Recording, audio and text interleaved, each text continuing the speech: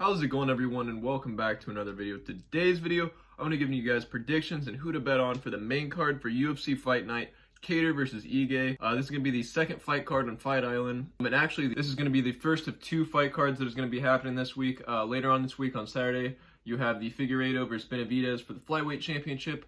I'll be making a video for that as well. But for this video, I'm just going to go through the main card, giving you guys a very quick basic breakdown, tell you guys who to bet on and why.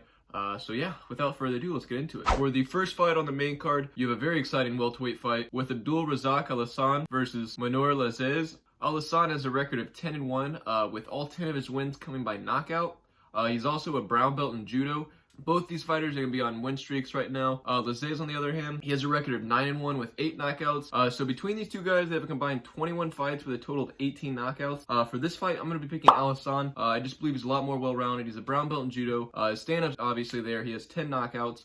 So for this fight, I'm going to be picking the favorite, Alhassan. For the second fight up on the main card, you have McCain versus Talia Santos. In a pick'em fight, both these fighters have -110 odds.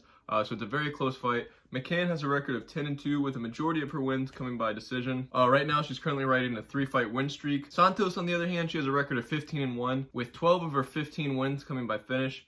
Majority of them being knockouts. Her first loss actually came in her last fight, which was her UFC debut. She's going to have a 6-inch reach advantage. She's going to be the much sharper, much more technical, much faster striker. And for this fight, I'm going to be picking Santos. I believe that she has the confidence with a record being 15-1 with 12 finishes. The size advantage, having the 6-inch reach advantage, just the overall skill. I just believe that she's going to be able to get this done. So for this fight, I'm going to be picking Talia Santos. For this next fight up on the main card, you have a very exciting bantamweight bout with Jimmie Rivera facing off against Cody Stamann. Jimmie Rivera is probably one of the most well-rounded bantamweights out there right now. He's going to have a 4-inch reach advantage going into this fight. He has a record of 22-4.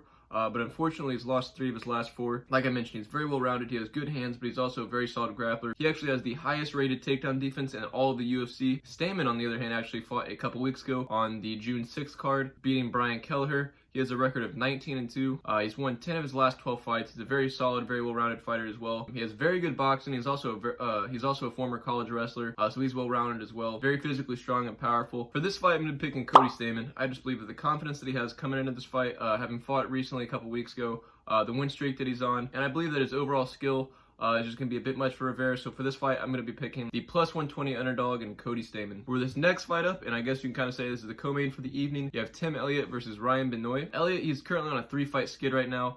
He's a UFC veteran. He's been fighting forever. He's a former title challenger. Actually fought Demetrius Johnson. He's lost 5 of his last 7. Hasn't really done too well since re-entering the UFC. Binoy, on the other hand, he's lost 4 of his last 7. He is going to have a 1.5-inch reach advantage. 8 of his 10 wins are by knockout. So for the advantages in this fight, I'm going to say that Elliott's probably going to have the advantage in the grappling department. He has good wrestling, good jiu-jitsu. Binoy, on the other hand, having 8 of his 10 wins by knockout, I'm going to probably say he's the better stand-up fighter. For this fight, I think for the experience that Elliott has, his back kind of being against the wall, being on a 3-fight skid, knowing he's been in there with a better competition, I think he's going to be able to do what he needs to do to get this done. So for this fight, I'm going to be picking the -125 favorite in Elliott. For this next fight up, and for the final fight of the evening, the main event, you have Kattar versus Dan Ige. Kattar, in my opinion, is probably one of the most, if not the most underrated featherweight in all of the division. He's going to come into this fight with a reach advantage.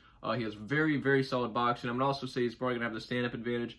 He has some of the best boxing in the featherweight division, if not some of the best boxing in the UFC. He's won 13 of his last 15 fights, with 13 of his 21 wins coming by finish. I mean, he's definitely the more experienced fighter. He's had more fights. I just believe overall he's way more well-rounded. Ige, on the other hand, he's on a 6-fight win streak. He has phenomenal grappling, trains a lot of the dominant MMA guys. He's a brown belt in judo, black belt in jiu-jitsu, former college wrestler. Ige's finished 8 of his 14 wins, with the majority of them coming by submission. The only thing with Ige, his past 2 fights have been split decisions, and honestly, they kind of been shaky split decisions, and I think, honestly, both of them. I'm a fan of Ige. I like what he's doing. I think he's a very solid fighter, and I think he has a lot of potential, but I believe in his last 2 fights, they were split decisions, and I honestly believe that he didn't win those fights against Mirsad Bektic and Edson Barboza. I believe both those fighters actually kind of got screwed over on that fight. They were very close fights, but I do believe that Barboza and Bektic both won those fights. They're very close fights, and I think that was like a big step up in competition for him. That was kind of him moving up. But I think once he really kind of faces someone like Kattar, I think he's going to have a real test in front of him.